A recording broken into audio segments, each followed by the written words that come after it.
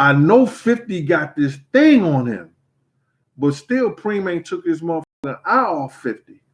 And 50 is hunched over like this with it on him. It's a natural reaction. They start mixing the facts in. They put their story with your story like that's really what happened. Women front for these fellas, fellas front for these women. It's a trait that's passed down from old heads right down to their children. The Gene Deal Show, cooking and conversation. Yo, I met 50 Cent when we were with the Black Hands. I was the head of Black Hands Security for years. I worked for Chaz Williams directly. I did all his parties. I was the doorman for all his parties. And when we went to different functions and everything, I was the front man, make sure, we was where we were supposed to be. We didn't have to wait in line. It was a pretty good situation, It was, Chaz was like, back in the 90s, he was one of the top promoters. Also, he had a record label, but he was one of the top promoters in giving parties. I mean, like, we gave up 2 parties in Vegas in one night. And I'm telling you, it was off the chain. They was after the Mike Tyson fight. One time we did a salt and pepper party, and that was crazy. And I got a crazy story about that too. But getting back to the 50 Cent thing, I met 50 at Black Hands. He used to be up there, recording and things like that, because Black Hands was responsible for all his management in the streets as far as when he had parties and everything. This was back in the day when 50 had did How to Rob an Industry Cat. I think that was the song.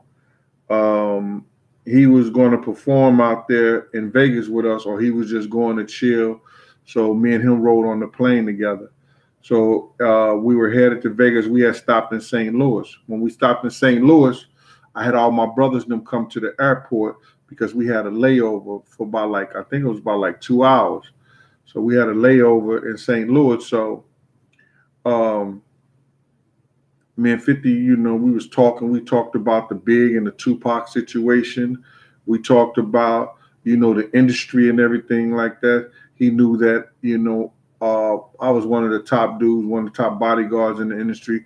We was talking about, him and his situation with Ja Rule and the whole 9 yards. And because I really, Chaz was the type of person, he really never talked his business to me like that. Other than what we had to do in, for parties and shit like that.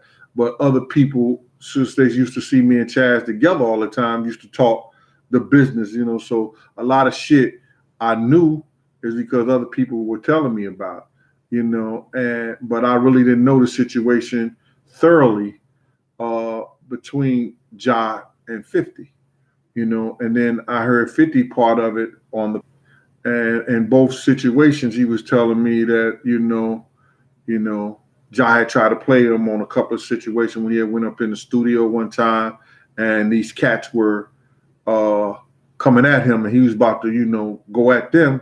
And then Ja waited until it got, hectic. But 50 was about to do something. And then he said, "Oh, no, that's my man." When he actually, in fact, told him to come up there. He wouldn't have came to the studio section unless he told him to come there.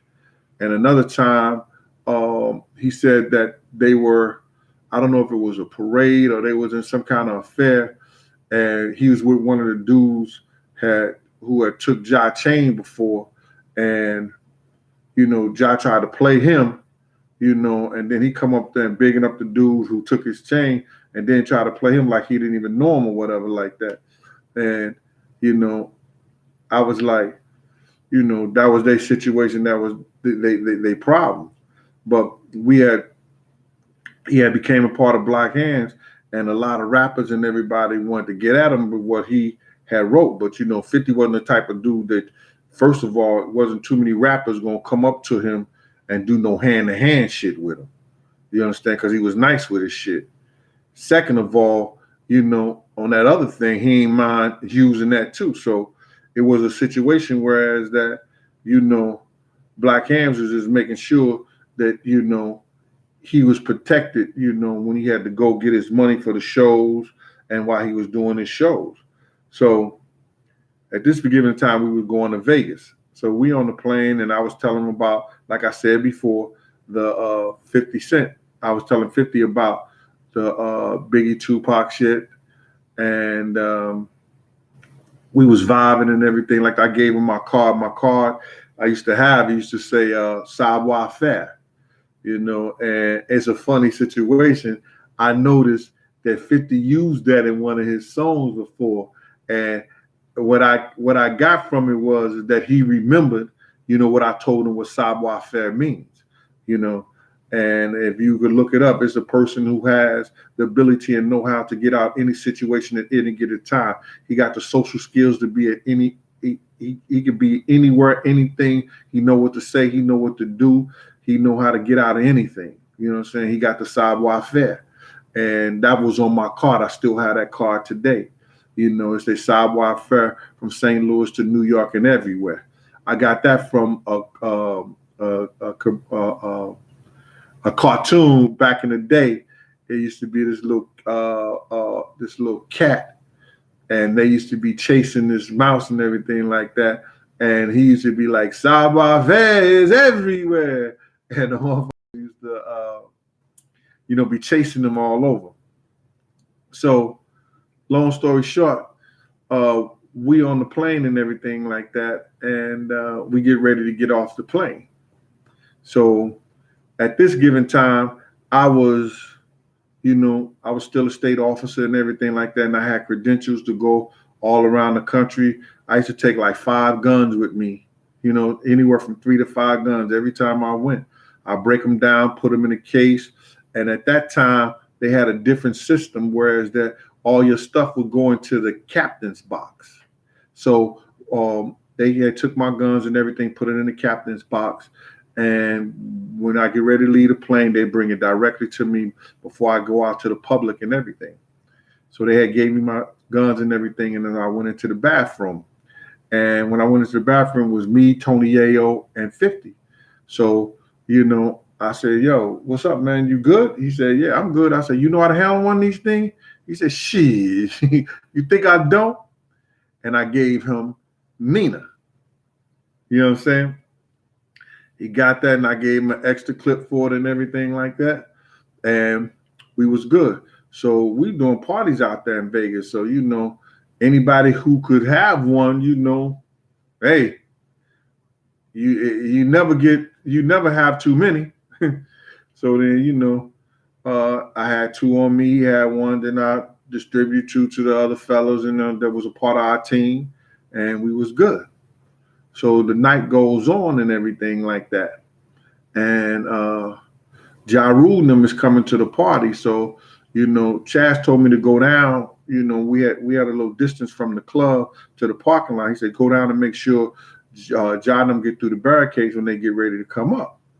So then as I, getting ready to go down there, I holler at 50, saying 50, you holler, where you going, G? I'm going to go down and Ja and them trying to make sure they, get in the party and everything like that.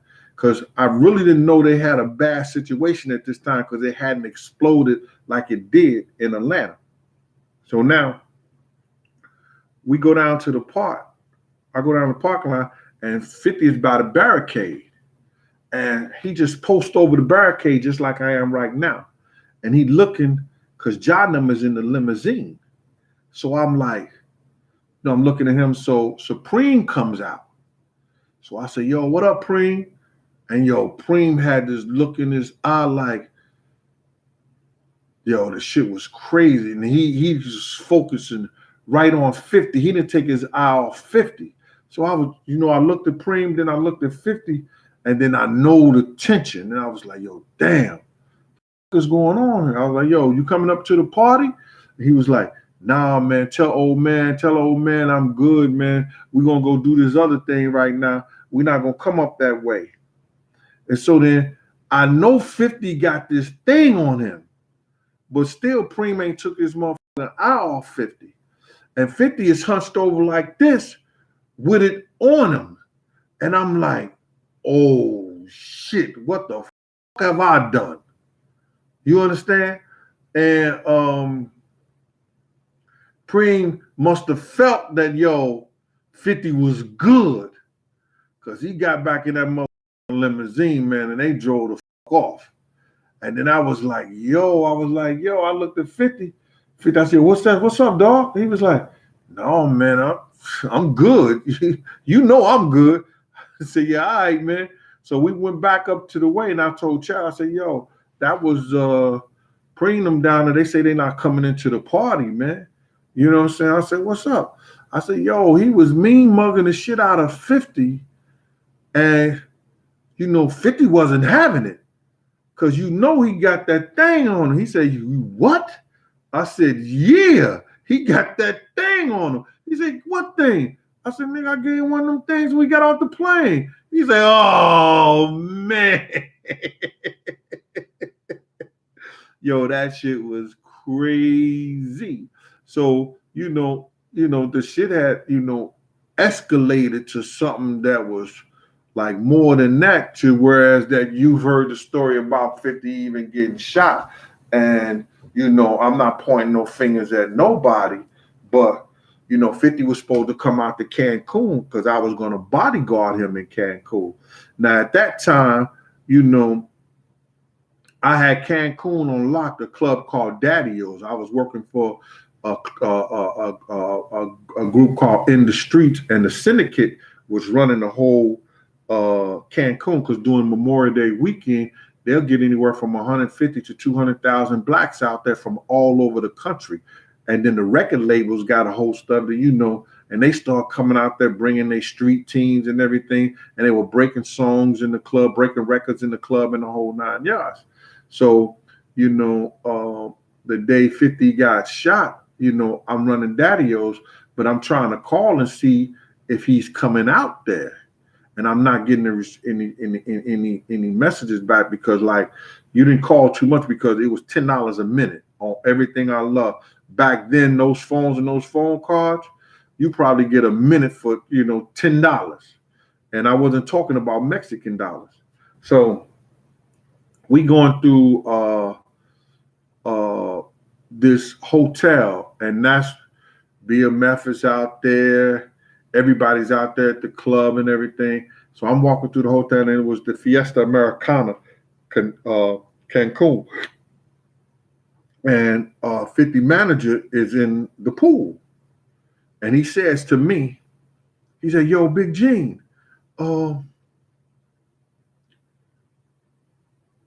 50 got shot. And I'm like, yo, what? He said, yeah, 50 got shot, man. I said, he got shot? I said, so what the fuck is you doing in the pool if he's shot? He all right? He said, I don't know. He said, but I need to speak to Chaz now. Man, get the fuck up out of here, man. And I left out the hotel. I went and bought another phone call, and I started calling his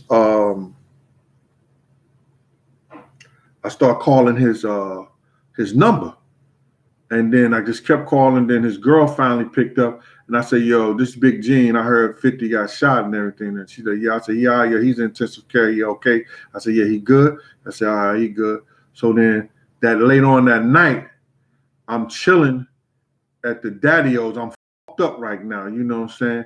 Because I was supposed to hold this kid when he came to Cancun, because we'd have been good out there, because I had this Puerto Rican kid who used to work for the syndicate out there. He was Puerto Rican, but he was out in Mexico. He was working for the syndicate doing a cab. He used to bring whatever I needed. So I'm like, oh shit. So he used to have me, out there with that 4.5, and he used to give me a big bag or something for people who wanted it. So, I was actually the man at that door. Anybody who tell you with Daddy-O's, me and Big Shorty and them, come on, man. We could make anywhere from 4,000 to 11,000 a night on the door. That's how crazy it was from Wednesday to Monday. You understand? That's how crazy it was. I had to get people to take money home for me, because if you got anything over 10,000, they would take it from you. You know what I'm saying? Or you would have to claim it or whatever. So we at Daddy-O's that night, and then this was after the Vegas trip and everything like that. And Preem come up in there and he with a couple of dudes and I said, yo, man, you hear that shit? I said, what? I said, yo, you hear that shit? He said, what? I said, yo, man, nigga, 50 got shot, dog. He said, that nigga need to keep his mouth closed. And I looked, and that's when I first know that there was a serious motherfucking beef. It was crazy against them. Because I didn't know anything that was going on between them two like that it was ever that serious or something like that. And then you hear all the stories and all like that. But that was my story with 50. I got a couple other ones, you know, and I will share that at a later time.